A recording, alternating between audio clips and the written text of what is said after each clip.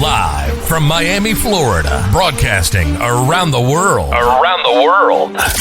You're listening to Patriots Perspective with Christi Tasker. Your news behind the government's facade. Don't fall victim to propaganda or spend another 30 days in the tech gulag.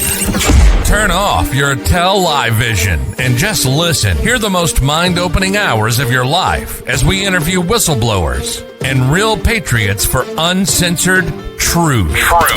The Commie News Network and Fake Book cannot control the power of Jesus Christ. Therefore, they have no power over us. There aren't enough Vegas strippers to fake check what's coming. Put in your earphones and avoid the tech tyrants. Subscribe to patriotsperspective.com now and see the evidence and action items to help you take back your God-given rights, government, and expose Satan and his demons taking up residence in your community. Be sure to hit the like or rumble button and comment to tell us where you're holding the line.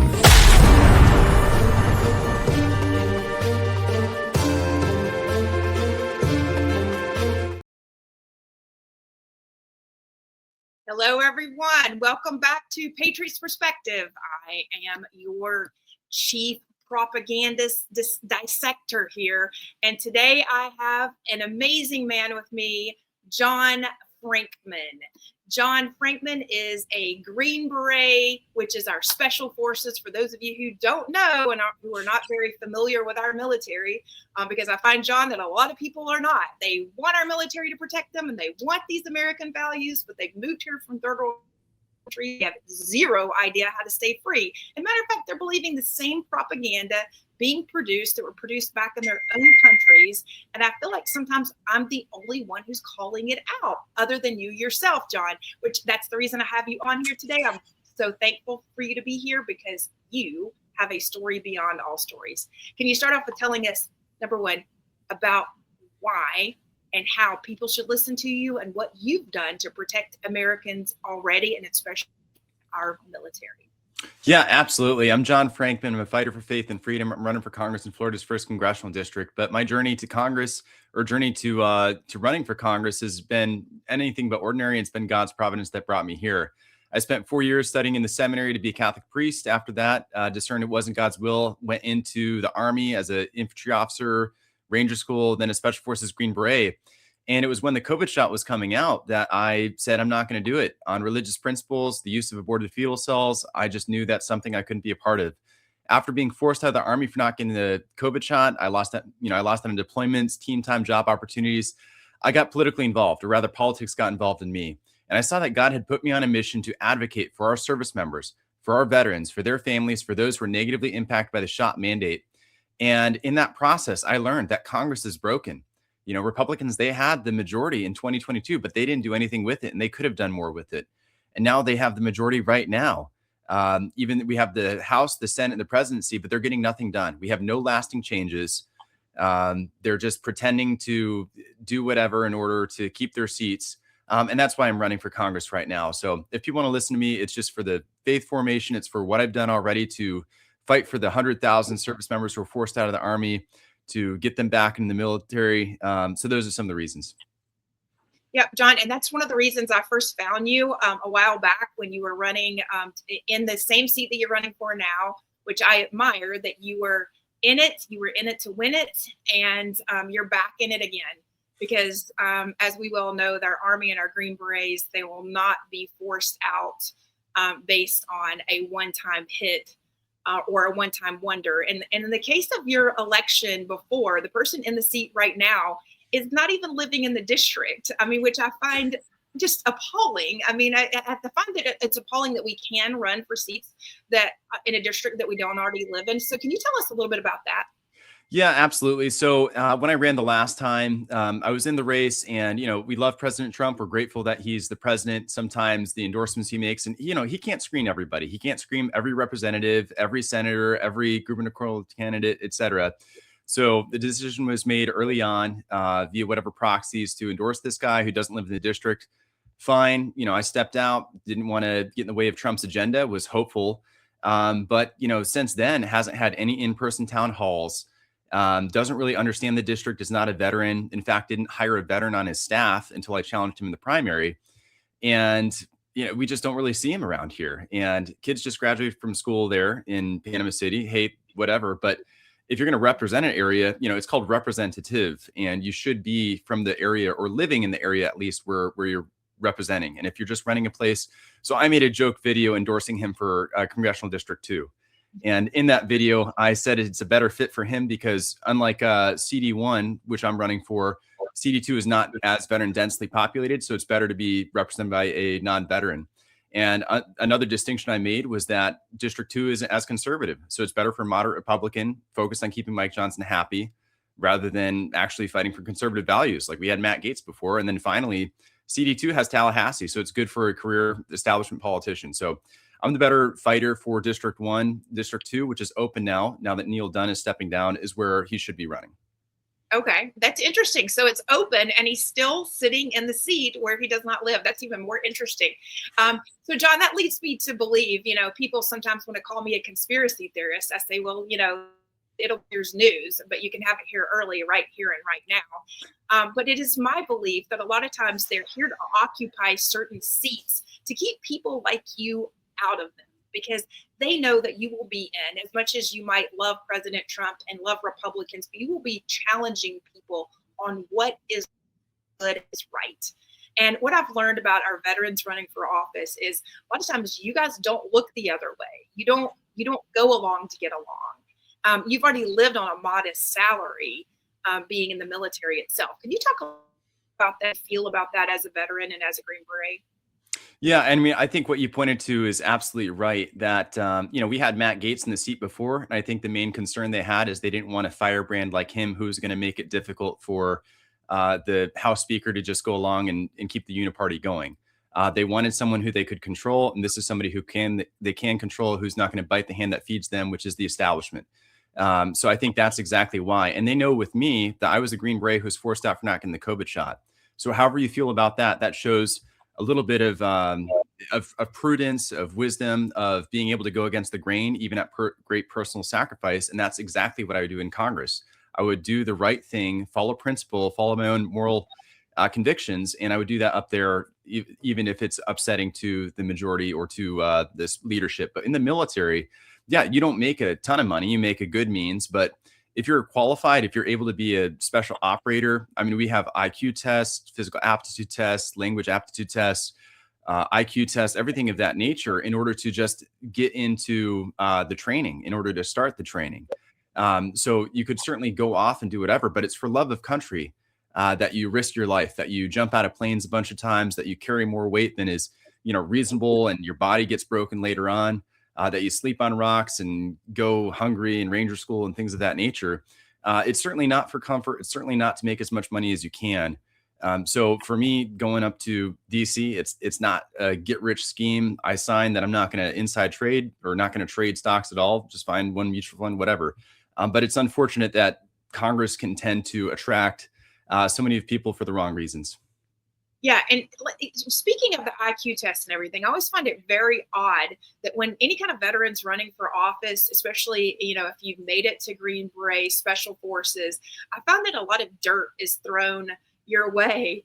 And you've been tested as some of the most intellectual, high beings out there, human beings. And then, why do you think, these other candidates are constantly throwing dirt against the very people like yourselves that have protected us, that have gone to war, that have signed up for a duty in which you agreed to take such a low? I mean, no offense, but nobody in our military is making a lot of money, right? Unless you're like really high up and even have outside dealings. But when it comes to these positions, can you explain why why some people are completely against, any kind of veteran being in office, and usually who those people are? Yeah, I mean, obviously Democrats are pretty much, they're trying to find veterans to get to run, but that's so hard for them because, kind of being in the military service is almost antithetical to what Democrats stand for. They hate the country. We see where Democrat socialists are going.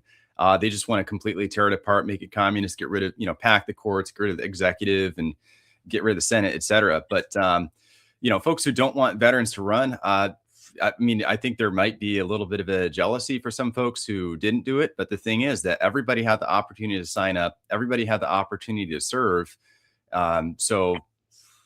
Yeah, even if they're coming into this country from other countries, there is a service level that they're supposed to sign up for, saying that they will take up arms for our country. If you look at like an N-400 form for citizenship, it clearly says that they're supposed to be taking up arms for the United States of America.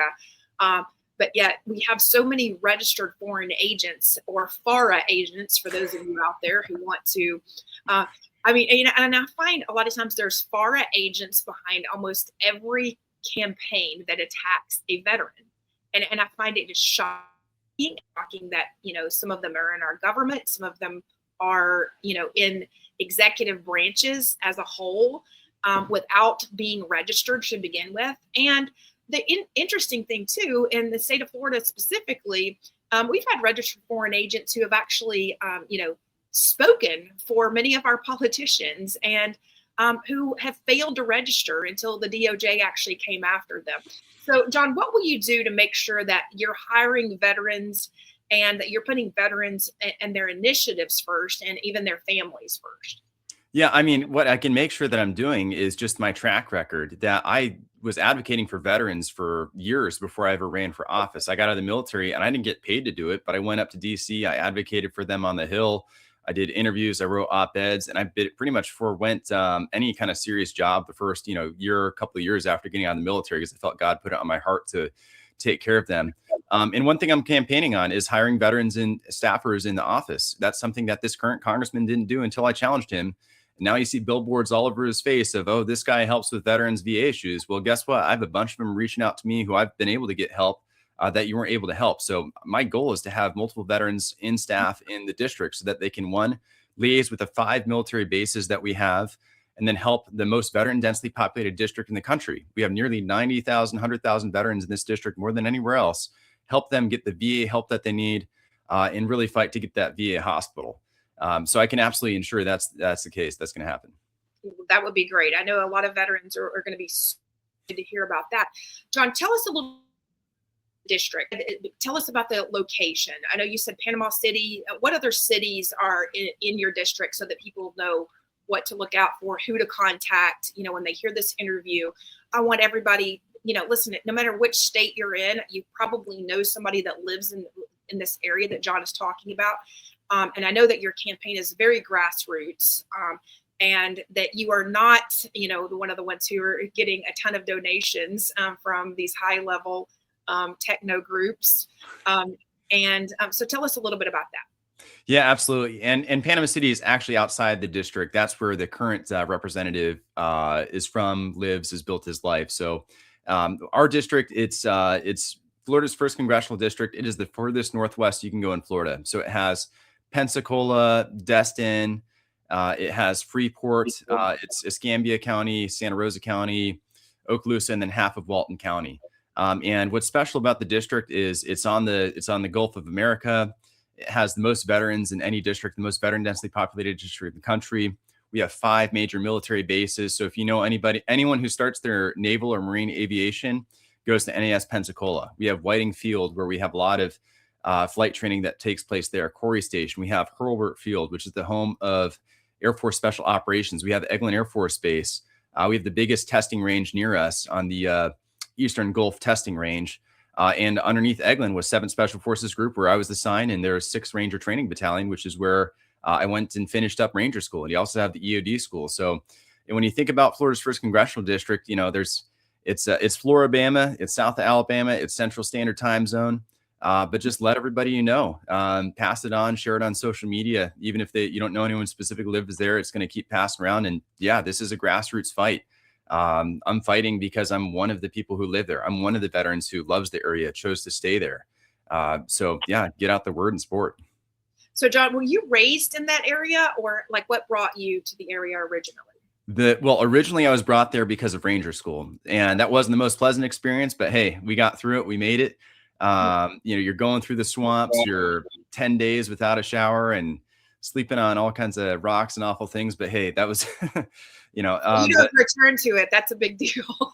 Yeah. And when I was there in Misrule, they have 7th group. They do, there are free fall jumps, there are static line jumps on the airfield, the drop zone, which is where Ranger School is located. So I remember seeing the Green Berets there thinking, man, these guys are cool. And then maybe one day I'll be one of them. And then, hey, you come back in 2020. What brought me here was the military. I was raised all over the place. My stepdad was military, parents divorced, but this is the longest I ever lived in one place. And this is where I've chosen to make my home. And this area is so blessed because you have tens of thousands of vets who aren't from here, but they get stationed here and they love it. And they love the strong Christian values. They love the strong military community. And it's just, God bless this place immensely. It's so conservative, the most conservative district in Florida. It's just a shame when it gets wasted by a more moderate establishment Republican who's more curious or more wants to keep leadership happy than actually, fight for conservative values, move the party further right. So, love the place. It's my home. I want to try to fight for it. Yeah. Thank you, John. So one of the things that I always see them attacking veterans running for office on that I'd like to cover, John, is you guys actually, your voting records. They'll say, oh, he didn't vote here. He hasn't voted here. Can you explain what our mail-in ballots or any kind of absentee ballot is actually for, what it was designed for? Yeah, it's for people who are in the military. If you're registered to vote where you're born, where you're from, but you're stationed in Germany, you're stationed in another state, and you don't want to change your state of residence, you can request a mail-in ballot. And I've been pretty faithful about doing that. I think since as old as I can remember that I voted. I remember receiving them in different states, getting it early, doing a little bit of research and sending them back in. But yeah, I mean, I've voted in every election since getting stationed here in 2020. And I don't know, been a Republican the whole time since turning 18. So that would be a weird thing to attack me on and how conservative I am, especially after I spent 4 years in Catholic seminary, very religious, very socially conservative. And then I didn't get the COVID shot. I think that's more conservative than maybe, all of the MAGA bases, but yeah. Right, exactly. And that's what I've always appreciated you for, John, is that you didn't take the shot. You didn't just bow to whatever Dr. Fraudchi says. So that's when you first started to get my attention, is when I was doing the Dr. Fraudchi investigation with James O'Keefe and confirming for sure, 100%, even the people who were running the tests and everything for Dr. Fraudchi even called him a fraud. Matter of fact, is kind of an easy investigation to do because even the people who were running the test for the NIH and for Dr. Fraudchi claims that he is absolutely a fraud politician who's never practiced any kind of anything, but yet he wanted to jab everything into our military, which just teased me off. I mean, listen, I've come from a military background, family, and there's nothing that makes me madder than somebody trying to tell not only military, but Americans what they have to do and try to silence them in the process. So thank you for standing up there. So John, what should veterans know, and why would you like the endorsement for Veterans for America First? I mean, what veterans should know is my number one priority is military veterans in this district. We have 5 major strategic military bases in the district. So it deserves a veteran who understands the hardships, the difficulties military veterans, their families go through. And it's the most veteran densely populated district within the country. So the reason I would want Veterans for America First endorsement is just as an affirmation that they understand and they recognize that, hey, I've been advocating for veterans for far longer than I've ever run for office. Years before any political aspirations, I put my career on the line advocating for veterans. I told my detachment I would not punish them or reward them based on whether they get the shot, but tried to protect their own medical rights and their own careers and livelihoods while in the military. But I think that would be a nice sign for veterans to just point them in the right direction, to let them know, hey, you have an advocate, you have a champion. I often tell service members who are currently in that if I had to have another yard sign, another motto for military, it would be for the boys. And everybody understands that when they say this guy's for the boys, that guy's for the boys. And there's a misunderstanding about what congressmen are supposed to do on the House Armed Service Committee. A lot of people think that they're there to just write blank checks to the Department of Defense to give them whatever the generals are asking them, whatever the admirals are asking them, and just give the Pentagon whatever money they want. But really, they are the civilian leadership over the Department of Defense.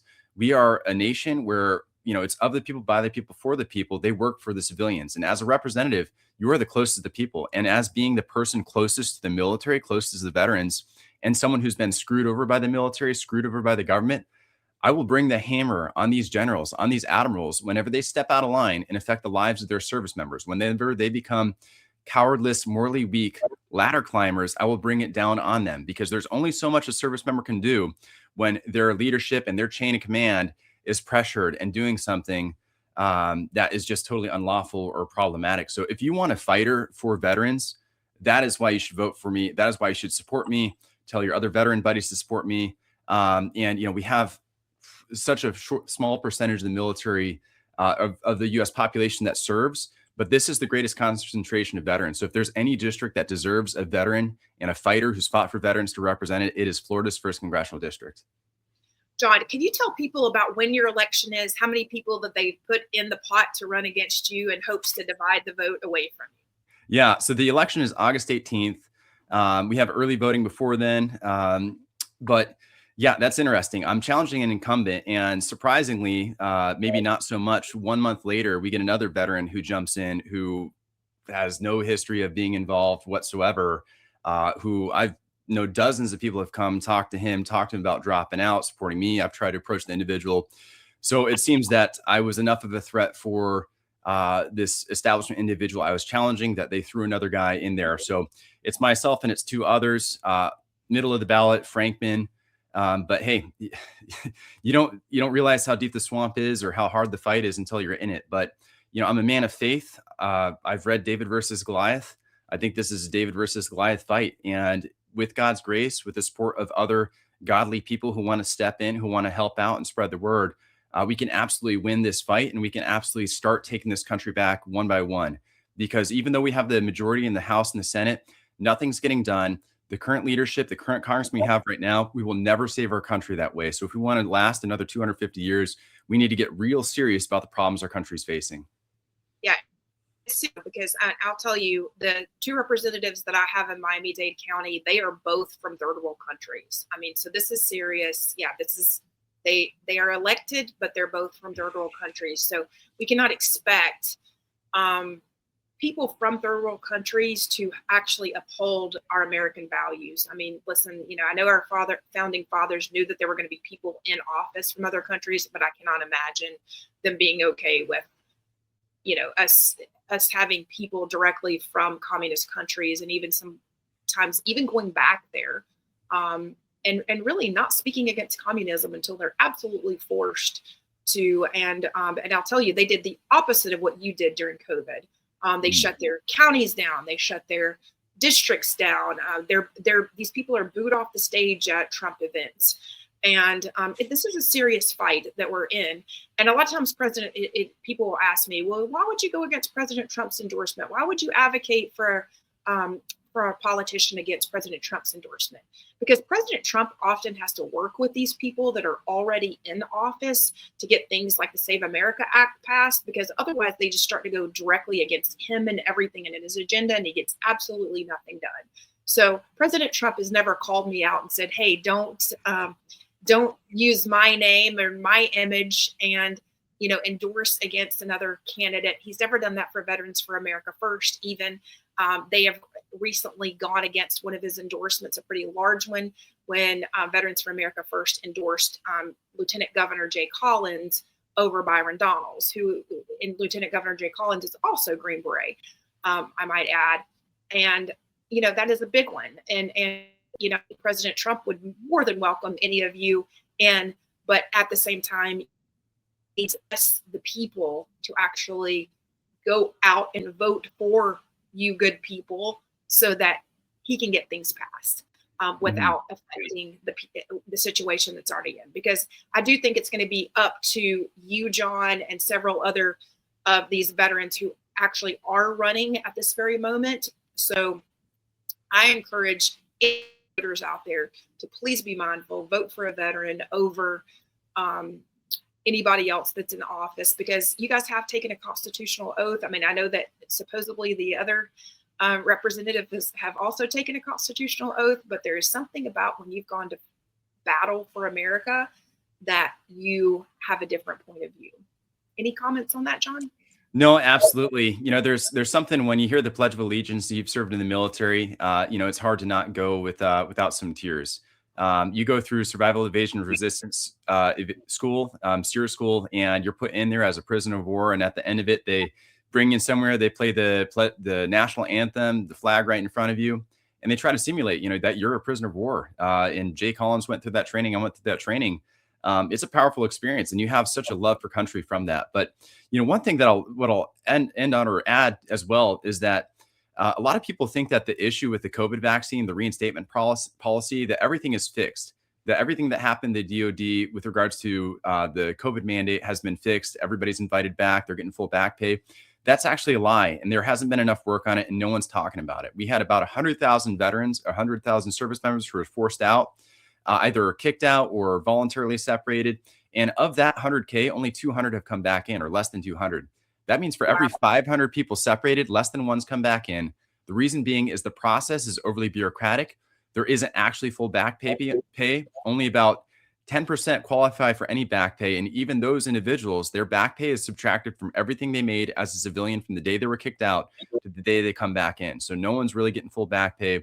And you don't leave an abusive relationship and come back to it unless there's accountability, unless there is some amends. And the highest ranking individuals in the Pentagon were some of the biggest COVID abusers. So no one's talking about COVID accountability. No one's fighting for those service members who are negatively impacted. This will happen again if and when we have another Democrat president, because nothing has been done to stop from happening again. If you care about COVID accountability, if you care about our service members, I think that this fight will unfortunately end with my campaign, however it goes, because no one in Congress is talking about it right now. So if this is important for you, please get involved in the campaign, vote, donate, do what you can, spread the word, because this is important. 500 and less than one. Think about that. Yeah, that's appalling. That's appalling. So that's that we've been led to believe that all of these service members are able to come back and we're going to give you the back pay. And it's just lie after lie after lie after lie. Meanwhile, we have people speaking out like George Santos, who did make it into Congress and saw all the craziness go on and the sex in the closets and everything else that he brought forth. And what did they do? They kick him out, right? Yeah. Campaign finance for wearing Ferragamo suits, right? I joke with George all the time, like online for his Ferragamo and his fashion, So thankfully, President Trump has pardoned him, and he's out speaking. But I want to encourage people to get out and vote for you, John, and help you in terms of whatever you can do. If you're in his area, please door knock. If you're in the military, please share this video around. Believe it or not, that is how John can get votes. John, I assume that people can not only volunteer, but you're very receptive to taking phone calls and FaceTime door knocking if people want. Is that something that you've been doing during your campaign? Oh, absolutely. I mean, we've been door knocking like crazy, a number of great volunteers, and I'll get hit up on DMs, have phone calls back to people, try to answer questions. But if people want to reach out to me, they can go to frankmanforflorida.com. That's my campaign website. You can buy merch, you can read my platforms, you can donate, you can sign up to volunteer. I'm on social media too, X, Instagram, Facebook. All those links are on my website as well, or you can just look it up on those platforms. Yeah, and we'll make sure to put it in the description too, guys. So, and he's got a very cool logo. So, one of those campaign T-shirts would actually be a great momentum to have and carry forward. John, I thank you so much for being on today, and I pray that God really blesses you, blesses your campaign full of volunteers, so that you can have the message far and wide, and so that we can have another veteran and a Christian Congress, who is an absolute pleasure. John, thank you so much, and God bless you. Any final words you want to make sure the audience? I mean, just please pray for me. That's the most important thing you can do. I won't win this without God and God's help. And I've told him too, if this isn't good for my soul, if this isn't good for just my salvation and holiness, don't let it happen. But I think with God's grace, he can make it happen. So please pray for me. and consider helping out however God tells you to. But thank you so much for having me, Christi. I really appreciate it. Yes. Audience, thank you guys for tuning in. Make sure that you do click the links below to John's campaign website. Go see his logo. Go see the video that he's talking about. It's really funny. I've had the privilege of interviewing John twice now, and he's the same guy every single time, John. And I look forward to seeing who your new staff is in terms of when you are elected into Congress. Audience, thank you so much for tuning in. Make sure you share this far and wide. God bless everybody. Thanks. Remember, take action. Take action. Don't let big tech win. Share this video with a friend now. Most importantly, do unto others as you would have others do unto you.